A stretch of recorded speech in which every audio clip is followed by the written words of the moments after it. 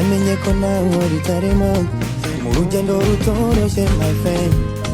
From Tabagwe to Lagos, ubu ndimo mfungura champagne, ndimo mfungura champagne. Brie mama, ubu nkinzeho,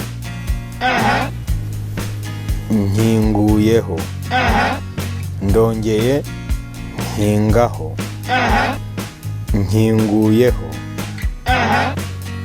ubu ndongeye nkingaho. Nazanye content murazigana, nazanye ibintu byinshi muri creative murashishura, none mushishuye no gutoroka.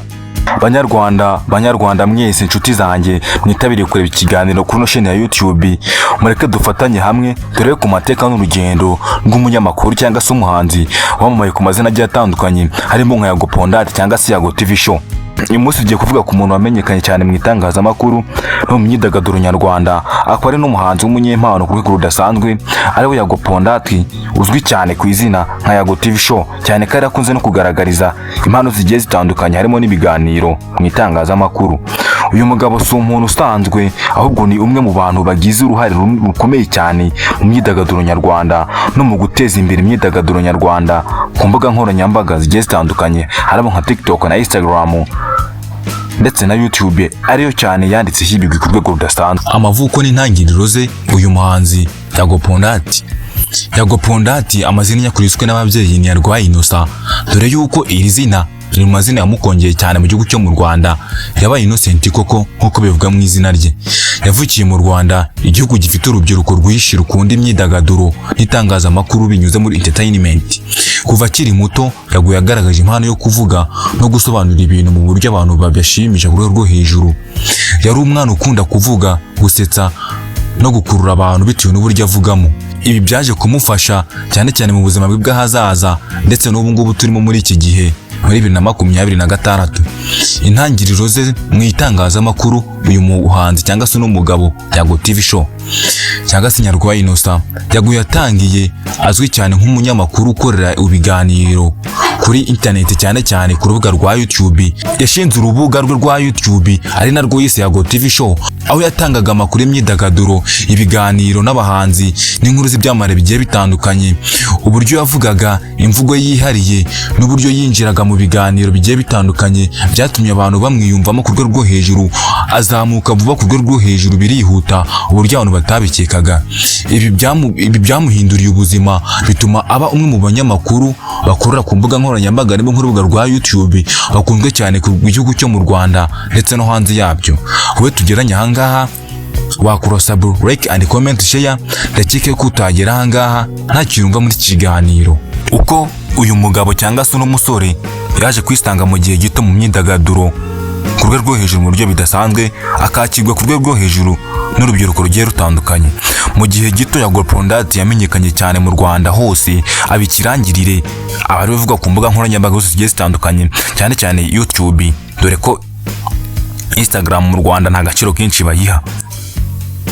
Yakoze interview n'abahanzi batandukanye, abakinyi batandukanye n'abandi bantu benshi bazwi bo hanze ndetse no mu Rwanda. Ibyamare byose byo mu Rwanda, ndakeka nta cyamare kiri mu Rwanda cyatangiye kera kitanyuze kuri iriya ntebe ye cyangwa se uriya murongo we wa YouTube witwa Yago TV Show. Ndakeka yuko abantu bahanyuze ni benshi, harimo nka ba Bruce Melody, abahasebya bose.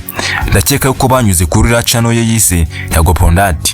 Ibi byatumye urubuga rwe rwa YouTube ari nago yiswe Yago TV Show ruba rumwe mu mbuga zikunzwe cyane mu gihugu. Abantu benshi batangiye kumukurikira kubera uburyo atangaza amakuru mu buryo bworoshye, mu buryo bwihariye kandi bushimishije, bukanasetsa abantu buryo batabikekaga.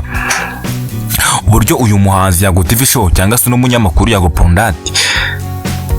yaje kwinjira mu muziki nyarwanda n'akabikirangirire. Nyuma yo kwigaragaza mu itangazamakuru, Yago yinjiye mu muziki, yaje gushira itangazo hanze avuga yuko ashaka kwagura impano ye, atangira gukora indirimbo zitandukanye, zimwe zagiye ziba indirimbo z'ibirangirire ku isi ndetse no mu Rwanda nyirizina, dore ko hari indirimbo yakoze ihuriramo ibyamare bigiye bitandukanye, harimo ibyamare bigera muri 15 byahuriye muri iyo ndirimbo. Birumvikana muri iki gihe kugira ibyo bintu bikore, amafaranga waba washoye ntabwo yabagira ingano mu gihugu cyo mu Rwanda. Dore zimwe mu ndirimbo ze zakunzwe cyane rwo hejuru zikamuhesha subscribers ndetse na views zarebwe cyane ku rwego rwo hejuru. Ntitwagenda tutavuze ku ndirimbo yitwa Suwejo. Iyi ni indirimbo yatumye yamara ku rwego rwo hejuru, agakundwa, agakurura imitima y'abanyarwanda batari bake cyane cyane abakobwa, kuko iyi ni indirimbo yasohoye akiri umusore. Harimo nk'indirimbo yitwa Your Love yakoranye n'umuhanzi witwa Plaso. Indirimbo nayo yamuhesheje abantu batari bakeya. Ntitwagenda dusimbuza indirimbo yiswe Duru naremeye. Izi ni indirimbo zatumye abikirangirire, abikimenya bose, agakundwa n'abantu batari bake mu gihugu cyo mu Rwanda. Uyu muhanzi azwiho ibintu byinshi bigiye bitandukanye mu itangazamakuru. Indirimbo ze zigaragaza uburyo akunda gukora izi njyana zikurikira ahangaha: Afro pop ndetse na Afro fusion. Izi ni njyana zigezweho muri uyu mwaka turimo 2027 ndetse na mbere yaho ndetse n'ahazaza. Nakeka iyi njyana ya Afro fusion izakomeza kubimukorera kuko nijya akunda gukoresha ndetse n'injyana ya Afro pop. Impamvu Yago yakunzwe cyane ku rwego rwo hejuru nabwo bikamutungura. Hari impamvu nyinshi zituma Yago Product cyangwa se Yago TV Show akundwa cyane ku rwego rwo hejuru mu gihugu cyo mu Rwanda. Icyambere turi buze gusanga aha muri kiganiro gituma abantu bamukunda: uburyo avugamo ibintu, presentation style idasanzwe ikurura abantu ku rwego rwo hejuru. Icya kabiri, afite impano yo gusetsa no gutuma abantu bishima ku rwego rwo hejuru binyuze mu itangazamakuru no mu myidagaduro muri rusange. Icya gatatu turi buze gusanga muri kiganiro, afite ubushobozi bwo gukora content ihuza itangazamakuru n'imyidagaduro muri rusange. Icya kane akoresha YouTube neza n'imbuga nkoranyambaga zigiye zitandukanye, ntago zikunda kumugaragaraho yakoreza ibintu bidakwiye. Icya gatanu turi buze gusanga ahangaha ari nacyo cya nyuma turi buze gusanga kuri ibi ngibi byatumye akundwa cyane mu myidagaduro yo mu Rwanda. Uyu muhanzi cyangwa se numunyamakuru Yago TV Show ari mu bantu bakoresha indimi cyane zigiye zitandukanye, harimo nk'Igifaransa, Icyongereza, Igikiga, Iringara ndetse n'Ikinya-Uganda n'Igiswahili muri rusange. Uyu muhanzi cyangwa se n'umunyamakuru Yago TV Show yaje guhura n'ibibazo bigiye bitandukanye, nibyo tugiye kureba ahangaha, ari nabyo byatumye akora agatsiko bise aba Big Energy, dore ko aka gatsiko kari mu bintu byaje kuganirwaho na RIB Nyarwanda. Bivugwa yuko ashaka kwigomeka ku gihugu. Ibi nibyo byaje gutuma ahunga igihugu akaja muri Uganda, na n'ubu ngubu akaba akiriyo. Yashwanye n'ibyamare byinshi byo mu Rwanda bigiye bitandukanye, harimo nka Baroki, ba Kadafi n'abandi bagiye batandukanye, ba Bruce Melody. N'ibyamare byinshi byo mu Rwanda, dore ko abenshi bumva batakorera ku chaîne ya YouTube bitewe n'ibintu yagiye bavuga bigiye bitandukanye. Afite inshuti nkeya mu Rwanda, dore ko akunze kugaragara cyane mu Rwanda. Yaje gusura umuntu bise Inyogoye, niba umuzi, niwe akunze kugaragara mu Rwanda. Yaje kumusura, dore ko uwo mugabo bise Inyogoye amufata nka se kuko ni byinshi yamukoreye. Uyu mugabo hari abantu benshi yazamuye muri industry yo mu Rwanda, ariko ntabwo umufata nk'intwari. Bageze aho bararambirwa mujugunya hasi.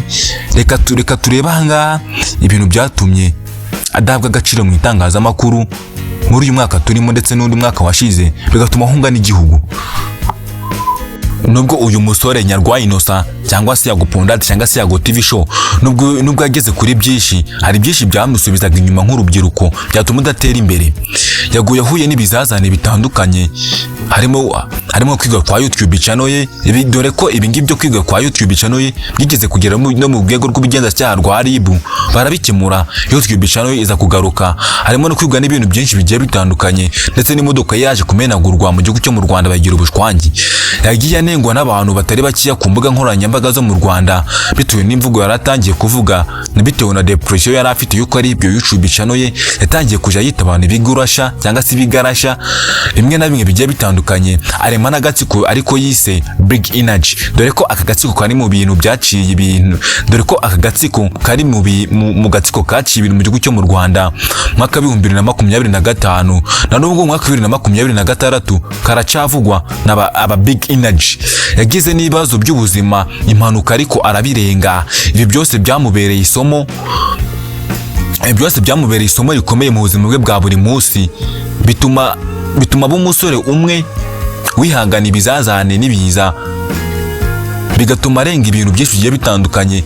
Ni nkaho yari adwaye toroma bitewe n'ibintu yaragize muri icyo gihe, dore ko uruhare rwa YouTube rwo nyine ruhagije kumutunga rukamugaburira, nta zindi mbuga nkoranyambaga agiye gushabikaho. uruhare rwe mu myidagaduro nyarwanda ndetse no mu itangazamakuru uyu mugabo cyangwa se n'umusore, ariko dore ko ubu ngubu yabaye umugabo w'umwana umwe Yago cyangwa se Nyarwaya Innocent cyangwa se Yago TV show. Uruhare rwe rukomeye mu guteza imbere YouTube mu itangazamakuru rishya mu gihugu cyo mu Rwanda, yafashije abantu benshi kumenyekana mu Rwanda ndetse no hanze yabyo, ko ushobora gutangira ibintu ku giti cyawe ukabibyaza umusaruro ukoresheje internet. Dore ko akunze kugaragara ku mbuga nkoranyambaga, akunze kubyira urubyiruko ko kuja kuri YouTube cyangwa se ku ma TikTok cyangwa se kuri Instagram cyangwa se ku ma Spotify cyangwa se kuri Audio Maker bidasobanuye ko wajya ugiye gusiroringa ugiye kuri ibintu bashizeho, ko nawe wakora ibyawe ukabibyaza umusaruro ugatangira kwinjiza uyakore ku giti cyawe avuye ku mbuga nkoranyambaga ukoresheje iyo internet ukunda gupfusha ubusa uri kujya kureba ku mbuga nkoranyambaga zigiye zitandukanye. Yago ni umwe mu bantu bagaragaje ko imyidagaduro ya digital ifite agaciro kanini cyane mu buzima bwa buri munsi. Ubuzima bwe bwite uyu muhanzi nagakunze kubugaragaza ku mbuga nkoranyambaga, cyane cyane nk'umugore we n'umwana we nagakunze kubigaragaza, dore ko hari ngiye byigeze kuvugwa ko yatandukanye n'umugore we amaze hafi cyumweru avuye ku bitaro, avuye kwibaruka umwana we wa mbere w'imfura. Ariko ibi byose byari ibinyoma. Yagakunze kugira ubuzima bwe bwite, akunze kubugira ibanga, ariko izina rye rikomeza kugaragara mu myidagaduro nyarwanda no mu itangazamakuru. Abantu benshi bamukurikira ku mbuga nkoranyambaga bakunda ibikorwa byo akora mu buzima bwa buri munsi, nibyo yirirwamo n'ibyo abahereza ku mbuga nkoranyambaga. Icyerekezo cye n'ahazaza kuri uyu muhanzi Yago TV show cyangwa se Nyarwaya Innocent cyangwa se Yago ku rubuga rwe rwa YouTube Yago akomeje gukora umuziki ku rubuga rwe rwa YouTube content kuri Yago TV show no kwagura izina rye. Abantu benshi bategereje ibikorwa bye byinshi by'ahazaza, cyane cyane mu muziki no mu itangazamakuru, muri entertainment muri rusange, dore ko uyu mugabo cyangwa se n'umusore ari mu bantu bakoze ibigwi no mu region mu gihugu cyo mu Rwanda. Hari abantu benshi abereye ba role model. Mu gusoza, Yago ni urugero rw'umuntu watangiriye ku mbuga nkoranyambaga akagera ku rwego mpuzamahanga, kumenyekana mu gihugu ndetse no hanze yacyo. Yatweretse ko impano afite, ubuhanga n'umurava bishobora gutuma umuntu agera kure cyane, agatumbagira akagera no hanze y'igihugu. Nimwabanaga ahangaha ni ofisiye nk'ibisanzwe. Ciao imvura igwa nisubira. Tuzabare mu biganiro by'ubutaha. Niba hari ikindi kintu waba ushaka kwandika, wakandika muri comment tukazakigukorera. Murakoze.